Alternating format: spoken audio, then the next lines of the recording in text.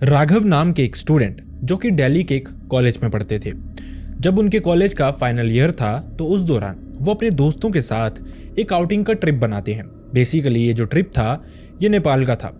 गोल सिर्फ एक था कि बहुत सारी मेमोरीज वहां से अपने साथ लेके आना जो लाइफ लॉन्ग उनके साथ रहें।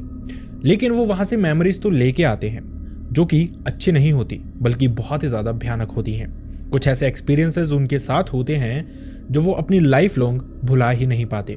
इनफैक्ट कुछ चीज़ें तो उनके साथ उनके घर इंडिया तक पहुंच गई थी। अक्सर हम अपनी वीडियोस में डिस्कस करते रहते हैं कि जब आप कहीं नई जगह पे शिफ्ट होते हैं, कहीं घूमने जाते हैं, वहां पे भी अगर एक हफ्ता या उससे ज़्यादा रहने का प्लान हो तो उस जगह के बारे में अच्छे से जानकारी ले लें। नहीं तो कुछ ऐसी चीज़ें वहाँ पे दफन होती हैं जो कि सिर्फ आपको बहुत भयानक तरीके से महसूस हो सकती हैं और आपको हार्म भी कर सकती हैं।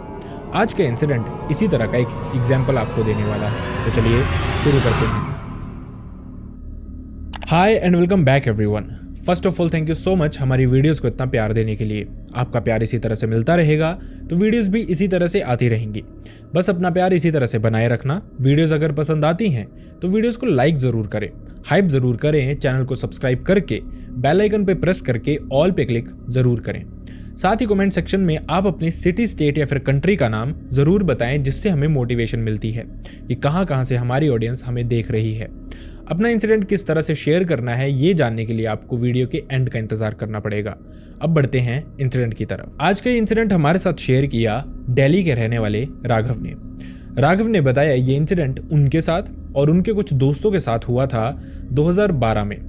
इस दौरान तक राघव ने बताया उनके 5 दोस्त थे जो कि उनके साथ ही दिल्ली के ही उनके मीडिया कॉलेज में पढ़ते थे।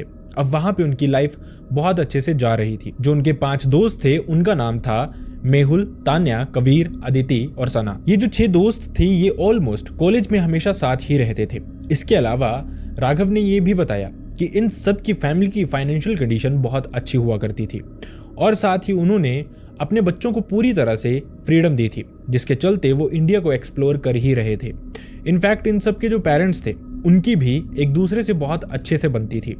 कभी कभार वो डिनर के लिए सारी की सारी फैमिलीज एक साथ आया करती थी। मतलब बच्चों का बॉन्ड तो अच्छा था ही, लेकिन फैमिलीज का बॉन्ड भी अच्छा था, जिसके चलते किसी भी स्टूडेंट को अगर बाहर जाना होता था तो वो अपनी किसी भी फ्रेंड का नाम ले देता था, जिसके बाद पेरेंट्स को तसल्ली हो जाती थी। खैर इस तरह से उनकी जिंदगी चल ही रही थी। लेकिन वक्त बीतता है और 2012 में उनके फाइनल ईयर के फाइनल एग्जाम्स का समय आता है। एग्जाम्स के बाद वो जानते थे कि मोस्ट प्रोबेबली सब आगे पढ़ने चले जाएंगे, सबकी आगे जॉब्स लग जाएंगी, जिसके चलते वो इतना फ्रीक्वेंटली नहीं मिल पाएंगे, इतना फ्रीक्वेंटली फन नहीं कर पाएंगे, एंजॉय नहीं कर पाएंगे जिंदगी को। इसी के चलते वो प्लान करते हैं कि इंडिया उन्होंने बहुत एक्सप्लोर किया, अब उनको कोई नेबर कंट्री भी घूमनी चाहिए, लेकिन कोई ऐसी कंट्री जहाँ पे जाने पे उनका बहुत ज़्यादा खर्चा ना हो, क्योंकि अभी तक वो फैमिली के एक्सपेंसेस पे ही जा रहे थे। इसी के चलते प्लान होता है नेपाल के पोखरा का, जहाँ पे उन्होंने प्लान किया था कुछ आसपास की लोकेशंस विजिट करने का और वहाँ पे पैराग्लाइडिंग करने का, बोटिंग करने का। इसके लिए बजट भी बहुत ज़्यादा नहीं चाहिए था, तो वो खुश थे कि एक अलग कंट्री भी देख लेंगे, घूम भी लेंगे दोस्तों के साथ, और 1 हफ्ते का उन्होंने ये ट्रिप प्लान कर लिया। लेकिन उनको इसके बारे में पता नहीं था कि कैसे वहाँ पे पहुँचना है, कैसे सब कुछ प्लान आउट करना है। इसी के चलते वो एक ट्रैवल एजेंसी से कॉन्टैक्ट करते हैं। अब ये जो ट्रैवल एजेंसी थी वो उनको एक अमाउंट बताती है जिसमें वो सब कुछ खुद से ही हैंडल करने वाले थे।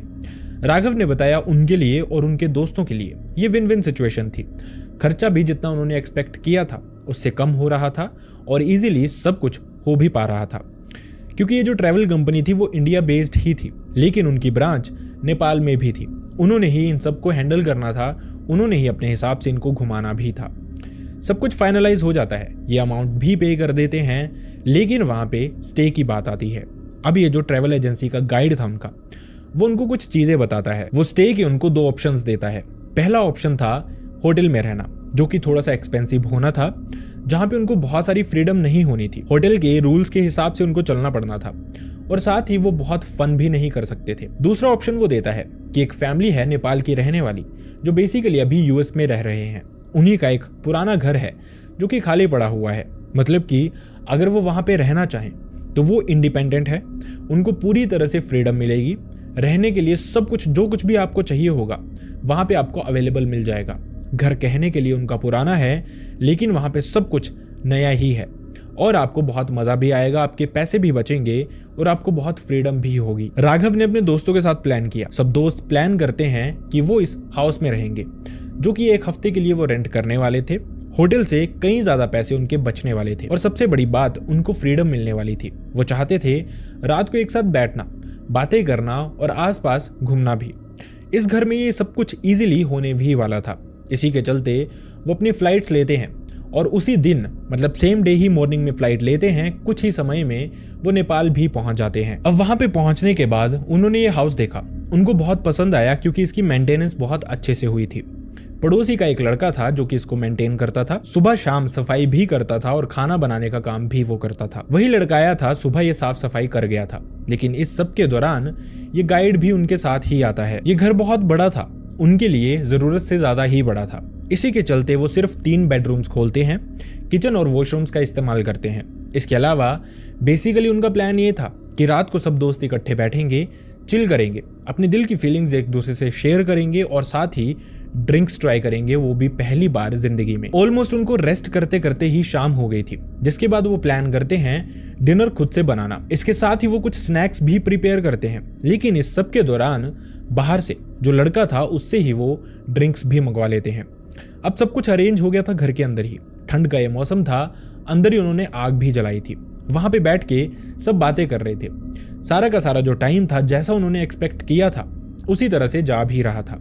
सब कुछ बहुत अच्छे से चल रहा था। इन्होंने प्लान किया कि वो अर्ली सब कुछ कर लेंगे, जिसके बाद वो अच्छे से रेस्ट लेंगे ताकि वो प्रिपेयर हो सके अगले दिन बाहर जाने के लिए। इसी तरह का सब कुछ होता है। रात का समय था और देखते देखते सबके सब सोने चले जाते हैं। लेकिन राघव ने बताया इसी रात उनको कुछ ऐसा एक्सपीरियंस होने वाला था जो कि बता देने वाला था कि ये जो हाउस उन्होंने लिया था उसका एक बहुत भयानक पास्ट रहा है और इस पास्ट में जो कुछ भी हुआ था उसका अंजाम इनको भी झेलना था। मेहुल एक लड़का था उन्हीं के ग्रुप में। उसने बहुत कम ड्रिंक की थी और वो अगर ड्रिंक कर भी ले तो भी वो अपने होशो आवाज में ही रहता था। मतलब मेहुल इकलौता ऐसा इंसान था जो पहले भी ड्रिंक करता रहता था, लेकिन ज्यादा नहीं। बाकी सबने ज्यादा पी हुई थी और उसके अलावा पहली बार भी पी थी। इसी के चलते सबको नींद पड़ी थी। लेकिन मेहुल की अचानक से रात को ठंड से आंख खुलती है क्योंकि खिड़की से सीधी हवा उसको आ रही थी। रात बहुत ठंडी थी और वो उठ के याद करने की कोशिश करता है कि जब वो सोए थे तब तो शायद ये विंडो बंद थी। जैसे उसकी आंख खुलती है वो देखता है सामने पर्दा हिल रहा था। वो उठ के जाता है तो देखता है ये विंडो भी खुली थी। याद तो वो बहुत करने की कोशिश कर रहा था, लेकिन उसको याद आ नहीं रहा था कि सोते टाइम उन्होंने ये विंडो बंद की थी या नहीं, क्योंकि सबने ड्रिंक की थी। उसने एक्सेप्शन समझी, उसको लगा शायद विंडो खुली होगी और हवा की वजह से खुल गई होगी। उसने विंडो बंद की और वो सोने चला गया, जिसके बाद उसको थोड़ी ही देर में नींद पड़ भी जाती है। लेकिन ये पहला इंसिडेंट था, आखिरी नहीं। इसी रात मेहुल को कुछ और भी महसूस होता है। मेहुल को ऐसा लग रहा था जैसे उसको नींद पड़े 5 मिनट ही हुए हैं। मतलब जो पिछला इंसिडेंट उसके साथ हुआ था वो 1 बजे के आसपास हुआ था। अब 5 मिनट के बाद, मतलब उसको लगता है शायद 5 मिनट हुए हैं, उसकी नींद फिर से खुलती है। और ये जो नींद उसकी खुली थी वो उसको ऐसा लग रहा था जैसे उनके कमरे के बाहर, मतलब ये दरवाजे थे और बीच में एक हॉल था। उस हॉल में कोई पैर को रगड़ रगड़ के या फिर ड्रैग कर करके चल रहा है। ये चप्पल के खिसकने की आवाज उसको क्लियरली सुनाई दे रही थी। पहले तो मेहुल ने सोने की कोशिश की। उसको लगता है कि जो लड़कियां हैं उनके पास ही वाले कमरे में सो रही हैं, वो ये कुछ कर रही हैं। उसने ध्यान नहीं दिया। थोड़ी देर और होती है और ये आवाज इसके बाद भी लगातार आती रहती है। मेहुल उठता है जैसे तैसे हिम्मत करके, अपना फोन चेक करता है तो समय लगभग 2:20 हुआ था। मतलब उसको सोए 1 घंटा 20 मिनट हो गए थे, लेकिन उसको ऐसा लग रहा था कि 5 से 10 मिनट ही हुए हैं। अब उसको हिम्मत आती है और वो उठता है। ये जो आवाज थी ये उसको बहुत ही ज्यादा परेशान कर रही थी। वो जाता है, दरवाजा खोलता है और बाहर कुछ भी नहीं था। उसको फिर से लग रहा था या तो उसको वहम हुआ है या तो फिर लड़कियां कुछ कर रही होंगी जो वापस अभी अंदर अपने कमरे में चली गई होंगी। क्योंकि ये जो घर था ये तो नया था, लेकिन वॉशरूम्स बाहर ही थे। मतलब वो कॉमन वॉशरूम्स थे, हर कोई उसको इस्तेमाल कर सकता था। दरवाजों के अंदर ही या फिर ये कहीं कमरों के अंदर ही वॉशरूम्स नहीं थे। खैर इसके बाद मेहुल वापस सोने चला जाता है। वो सो जाता है, नींद आ भी जाती है। अगली सुबह सब उठते हैं, रेडी हो जाते हैं आसपास घूमने के लिए। बाहर जाते हैं। किसी के दिमाग में रात वाली कोई भी चीज रही ही नहीं थी। वो बाहर जाते हैं, पैराग्लाइडिंग करते हैं, बोटिंग करते हैं और आसपास के एरियाज को एक्सप्लोर करते हैं। जिसके बाद शाम को वो थक के वापस घर पहुंचते हैं। अब घर पहुंचने के बाद मेहुल के दिमाग में अचानक से ये चीज आती है कि रात को उसने एक आवाज सुनी थी। उसने मजाक से ही लड़कियों को पूछना शुरू किया कि रात को तुम बाहर क्या कर रही थी। अब लड़कियां ये सुन के शॉक्ड कि आखिरकार मेहुल इस तरह की बातें क्यों कर रहा है। वो उससे पूछती हैं कि क्या कहना चाहता है। मेहुल बताता है कि रात को इस समय उनको इस तरह से आवाज आ रही थी जैसे बाहर कोई घूम रहा है। 2:15-2:30 बजे का रहा होगा। अब इनमें से जो तान्या थी वो कहती है उसकी भी नींद खुली थी इसी समय और एग्जैक्टली सेम आवाज उसने भी सुनी थी। उसको लग रहा था शायद लड़कों में से कोई बाहर आया होगा, लेकिन सरप्राइजिंगली या फिर ये कहीं कि शॉकिंगली ना कोई लड़का बाहर गया था और ना ही कोई लड़की बाहर गई थी। इस घर में उनके अलावा कोई था भी नहीं। तो ये आवाज किसके पैरों की थी? घर बंद भी था, जिसके बाद वो फिर भी इसको एक्सेप्शन में ही ले लेते हैं। उनको लगता है उनका शायद वहम हुआ होगा। जो चीज मेहुल को महसूस हुई वो भी शायद नशे में ही हुई होगी। वो अपना ध्यान कहीं और बांटने की कोशिश करते हैं। अगली शाम आती है, फिर से आग जलाते हैं, सब दोस्त वैसे ही बैठते हैं। लेकिन इस रात को उनका ड्रिंक्स करने का प्लान नहीं था, क्योंकि वो रेगुलरली ये चीजें नहीं करते थे, बल्कि उन्होंने सिर्फ ट्राई करनी थी। पहले दिन कर ली थी, अभी वो जानते थे उनके पास और भी समय है, आराम से वो सब कुछ ट्राई कर सकते हैं। अब इस रात भी वो लगभग रात के 11 सवा 11 के आसपास सो गए थे। सर्दियों के दिन थे, अंधेरा जल्दी होता था, इसी के चलते उनको नींद भी जल्दी आ गई थी।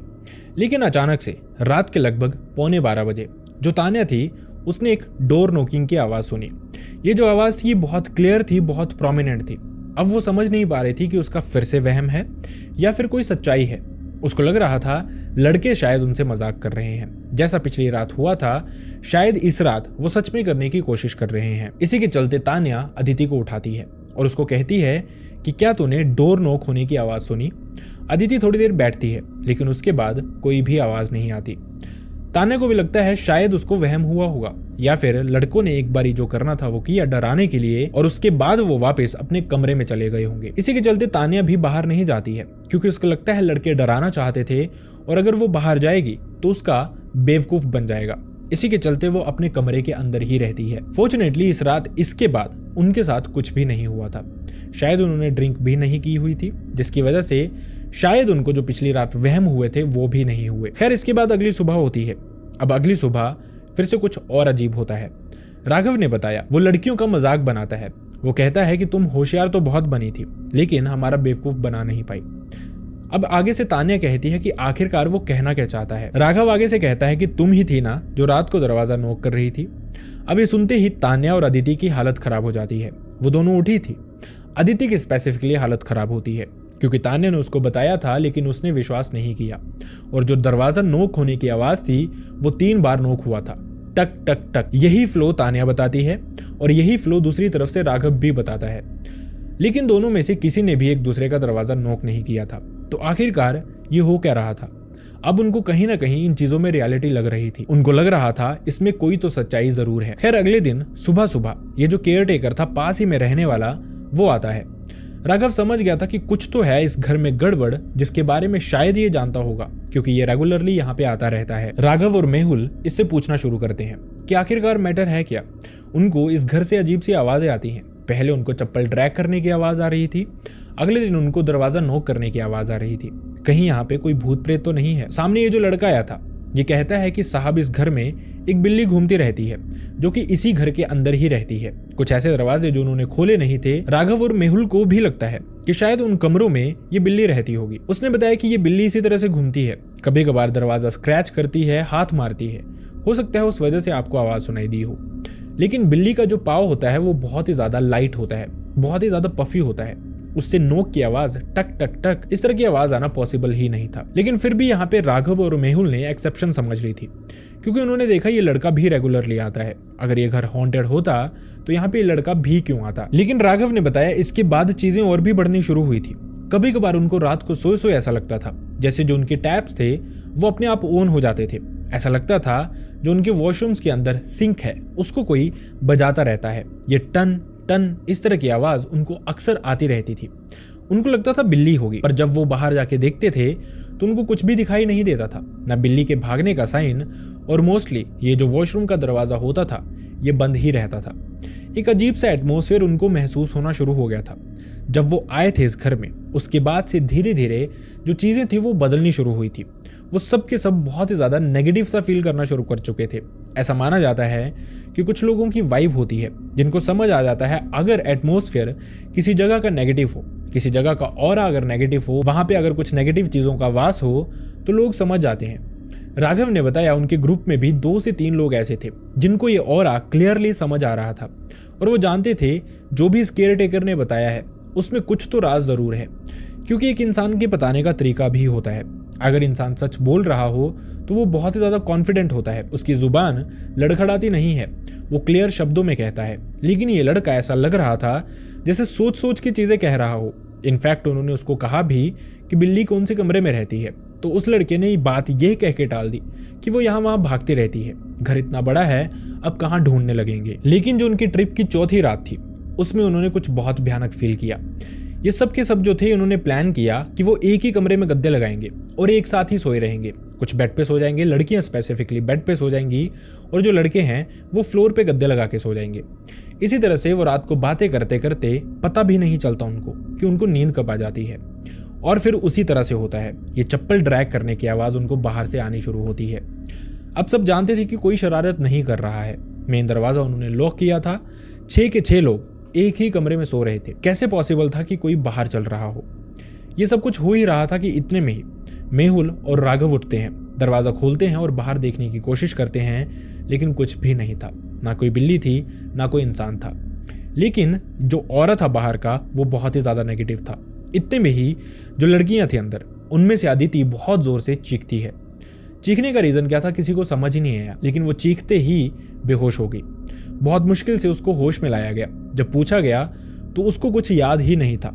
उसको पता ही नहीं चला कि वो चीखी क्यों थी और उसके बाद बेहोश कैसे हो गई थी। कुछ भी हो, लेकिन राघव ये समझ गए थे कि इस घर में कुछ ना कुछ नेगेटिव जरूर है और अब वो इस मामले में बहुत ही ज्यादा श्योर थे। वो रात को ही अपनी सारी पैकिंग करके अपने कमरे में रख लेते हैं। प्लान था अगली सुबह होते ही यहाँ से निकल जाएंगे, लेकिन जो केयर टेकर है एक बार तो उससे जरूर जानेंगे कि इस घर का राज क्या है। सुबह होती है, जैसे तैसे वो सुबह तक सरवाइव कर पाते हैं, जिसके बाद ये केयर टेकर आता है और वो उसको पकड़ के गुस्से से पूछना शुरू करते हैं कि आखिरकार यहाँ का मैटर क्या है, कौन सी वो चीज़ है जो वो छुपाने की कोशिश कर रहा है, और अगर वो नहीं बताएगा सच तो पब्लिकली वो शोर मचा देंगे इस मामले में। अब ये जो केयर टेकर था वो उनको एक सच्चाई बताना शुरू करता है। वो कहता है मैं आपको सब कुछ सच सच बताऊंगा, लेकिन बेहतर होगा आप इसके बाद यहाँ से चले जाएं, किसी होटल में रह लें या फिर वापस अपनी कंट्री चले जाएं, क्योंकि यहाँ पे सच में कुछ गड़बड़ तो ज़रूर है। जब से एक पुराना इंसिडेंट वहाँ पे हुआ था, ये केयर टेकर भी नहीं आया था। जब से ये लोग शिफ्ट हुए थे उसके बाद से ही उसने भी आना शुरू किया था। अब इसके बाद उसने शुरू किया बताना कि इंसिडेंट असल में हुआ क्या था। ये लड़का बताता है कि कुछ महीने पहले ही इंडिया से ही 2 लोग आए थे। उनमें से जो एक इंसान था जो उम्र में बड़ा भी लगता था, वो देखने में एक बाबा तांत्रिक इस तरह का लगता था। ज़्यादातर वो काले कलर के कपड़े पहनता था, कुर्ते पहनता था और टीका लगा के रखता था, मतलब अपने पूरे के पूरे माथे पे रंग लगा के रखता था। इसके अलावा अगर उसकी तरफ देखो तो वो कुछ ना कुछ बड़बड़ाता रहता था। ऐसा लगता था कुछ मंत्र पढ़ रहा है, किसी को बद्दुआ दे रहा है या फिर इस तरह की चीज़ें कर रहा है, और मोस्टली वो गुस्से में ही रहता था। उसके साथ एक लड़का और था जो कि देखने से लगता था जैसे कोई स्टूडेंट हो। इसके अलावा ये जो छोटा लड़का था वो बड़े इंसान को ओबे करता रहता था हमेशा, मतलब ऐसा लगता था कि ये उसका गुलाम ही हो। थोड़ा वक्त इसी तरह से बीतता है। ये जो लड़का था ये डेली उस घर की सफाई करने जाता रहता था, लेकिन उसने बताया कि धीरे धीरे उसने नोटिस करना शुरू किया कि उस घर का जो एटमॉस्फेयर था वो बदलता जा रहा था। उसको बहुत नेगेटिविटी सी फील होती थी इस घर से। वो समझ गया था यहाँ पे कुछ तो है जो वो करने की कोशिश कर रहे हैं। इनफैक्ट जो इस घर के ऑनर थे उनको भी उसने बताया था, लेकिन वो इन चीज़ों पे विश्वास ही नहीं करते थे। उन्होंने कहा हमें पैसे से मतलब है, रहने वाला इंसान जो कुछ भी करे हमें उससे मतलब नहीं है, बस तोड़फोड़ ना करे। इसी के चलते वो दोनों वहीं पे रह रहे थे। थोड़ा वक्त बीतता है, जिसके बाद ये लड़का जब सुबह इस घर में सफाई करने पहुंचता है तो उसने कहा इस घर पे कोई भी नहीं था। इनफैक्ट उसको लगा ये बाहर घूमने गए होंगे। सफाई करके जैसे वो बाहर निकलता है तो बाहर बहुत शोर सुनाई देता है। बाहर जाता है तो देखता है थोड़ी ही दूरी पे जो लड़का उसके साथ आया था उसकी लाश पड़ी हुई थी। जिसके बाद एक केस फाइल होता है। पुलिस को बताया जाता है कि इसके साथ कौन रह रहा है, उसका हुलिया बताया जाता है, और थोड़े ही टाइम में पुलिस इस इंसान को अरेस्ट भी कर लेती है। और जब उससे पूछताछ होती है तो उसने ये बताया कि उसने इस लड़के को सेक्रीफाइस किया है, उसको मोक्ष दिया है। असल में वो जो तांत्रिक था वो कुछ सिद्धियां करता था और इस लड़के की बलि देने के लिए ही वो उसको स्पेसिफिकली नेपाल लेके आया था। अब क्यों लेके आया था ये रीजन उसने नहीं बताया, लेकिन उसने ये जरूर बताया कि जो कुछ भी हुआ है उसी ने किया है। लेकिन साथ ही उसने ये भी बताया कि उस इंसान को जेल तो हो गई थी, लेकिन वहां पे भी लोगों से उसको सुनने में मिला कि ये जो इंसान था इसको बहुत दिक्कतें हो रही थी। उसको ये जो लड़का जिसको उसने मारा था वो दिखता रहता था फ्रिक्वेंटली, और थोड़ा ही टाइम लगा, लगभग 1 से 1.5 हफ्ता, वो भी जेल के अंदर ही मर गया था। और जो लड़का पहले मरा था उसकी जब पोस्टमार्टम रिपोर्ट आई तो ये पता चला कि उसकी जो मौत हुई थी वो पिछली रात को हुई थी। मतलब प्रोबेबली उसको उसने इसी घर पे मारा था, इसी घर पे उसकी बलि दी थी। इसी वजह से शायद ये चीजें अभी भी उनको इस घर में महसूस हो रही थी। शायद उस लड़के की आत्मा अभी भी इसी घर में भटक रही थी, शायद उसको मोक्ष नहीं मिला था। राघव ने बताया इसके बाद उनमें हिम्मत नहीं थी किसी होटल में भी रहने की। वो जैसे तैसे अपनी फ्लाइट्स बुक करते हैं और वापस इंडिया पहुंचते हैं। इंडिया पहुंचते ही उनको सांस आता है, थोड़े दिन उनके बहुत अच्छे से बीतते हैं। लेकिन इसके बाद जो मेहुल था उसके साथ चीजें अजीब होनी शुरू हो गई थी। उसको ऐसा महसूस होता था जैसे उसके अराउंड हमेशा कोई रहता है, एक अजीब सा पोजेशन, और वो हमेशा डर में ही रहता था। बहुत तेज बुखार आना उसको शुरू हो गया था, रात भर वो सो नहीं पाता था। उसके घर वाले कहते थे वो अजीब सी बातें भी करना शुरू कर चुका है, कभी कभार खुद में ही बड़बड़ाता रहता है। दीवार को देखना शुरू करे तो सिर्फ दीवार को ही देखता रहता है। और ये जो सिम्टम्स थे ये मेहुल में पहले नहीं थे। वो कोई अजीब नशा भी नहीं करता था जिससे ये चीजें उसमें बिल्ड होनी शुरू हो। राघव ने बताया जो कबीर था वो मेहुल के घर के पास ही रहता था। वो जाता है मेहुल के घर पे और सब कुछ बताता है कि नेपाल में उनके साथ क्या चीजें हुई। जिसके बाद मेहुल की फैमिली उसको एक मंदिर में लेके जाती है पास में। वहां पे रेगुलरली उससे पूजा करवाना शुरू करती है, जिसके थोड़े टाइम बाद ही मेहुल के ऊपर से इन चीजों का असर उतर गया था। इनफैक्ट जो पंडित जी थे इस मंदिर के, उन्होंने बताया कि कभी कभार अगर इंसान ऐसे एटमॉस्फेयर में आता है तो वहाँ की जो वाइब्स होती हैं, वहाँ की जो चीज़ें होती हैं, भयानक चीज़ें होती हैं, वो इंसान के साथ ही आ जाती हैं। उनको भगाने में, उनको वहाँ से निकालने में थोड़ा वक्त लगता है अगर इंसान डिवोशनल हो जाए। और वैसे कुछ मेहुल के साथ भी हुआ था। खैर ये था एक इंसिडेंट जो कि ये बताता है हमारे हमेशा बहुत सारे इंसिडेंट्स की तरह लास्ट में सेम लर्निंग ही देके जाता है कि अगर आप नई जगह पे शिफ्ट होते हैं तो वहाँ के बारे में थोड़ी सी जांच पड़ताल जरूर कर लें। जिन्होंने पहले वो अपार्टमेंट छोड़ा हो, पॉसिबल हो तो उनसे मिल लें, उनका एक्सपीरियंस जान लें, उसके बाद ही इस अपार्टमेंट में शिफ्ट हों। आई रियली होप आपको हमारे वीडियोस पसंद आते हों। अगर वीडियोस पसंद आते हैं तो वीडियोस को लाइक करना ना भूलें, चैनल को सब्सक्राइब करना ना भूलें, एंड अगर आपको वीडियोस पसंद आती हैं तो वीडियोस को हाइप करना बिल्कुल भी ना भूलें। चैनल को सब्सक्राइब करके बेल आइकन प्रेस करना बिल्कुल भी ना भूलें, और साथ ही अपनी सिटी, स्टेट या फिर कंट्री का नाम हमारे कमेंट सेक्शन में ज़रूर लिखें, जिससे हमें मोटिवेशन मिलती है। और अगर तारीफ या सजेशन कुछ देना चाहते हैं तो वो भी आप कमेंट सेक्शन में दे सकते हैं। Last but not the least, मैं चाहता नहीं लेकिन अनफॉर्चुनेटली अगर आप में से किसी के साथ भी इस तरह का कोई भी इंसिडेंट हुआ है, आपके साथ, आपके किसी रिलेटिव, नॉन, भाई बहन, फ्रेंड या फिर नेबर के साथ, जो आप चाहते हैं मैं यहाँ पे नरेट करूँ, लोगों तक पहुँचाऊँ, तो आप मेरी मेल आईडी या फिर इंस्टाग्राम पे मुझसे शेयर कर सकते हैं। दोनों का लिंक आपको हमारे डिस्क्रिप्शन बॉक्स में मिल जाएगा। और वीडियो अगर फेसबुक पे देख रहे हैं तो अपना इंसिडेंट आप हमें DM भी कर सकते हैं। तब तक अपना ध्यान रखें। See you next time in the next video. Bye bye.